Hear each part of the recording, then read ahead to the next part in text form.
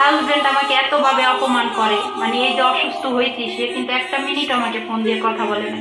আর আমি যদি তাকে ফোন দেই, সে আমার ভাইয়ের কসম, মরা ভাইয়ের কসম দেয় যে তাকে ফোন না দিতাম এটা সেটা। তো আমার মামা বাড়ি মানুষ হয়েছে এটা বলে অনেক খোটা দেয়, সে আমার কলিজাটা ফুটে দিয়ে ফেলাইছে। তারপর আমি সংসারটা টিকাই রাখার জন্য তার কাছে বারবার নত হই, বারবার তার কাছে ছোট হই যাতে আমি সংসারটা করতে পারি। কিন্তু আমি এতদিন পরে কুত্তার মতন নির্লজ্জ বেহায়ের মতন তাকে ফোন দেওয়ার পরে সে বলে তার মোবাইলে কেন ফোন দিচ্ছিস। সে আমাকে আমার বাচ্চাকে ছেড়ে দিবে, কিন্তু সে অন্য বেড়ার বউকে ছাড়তে পারবে না।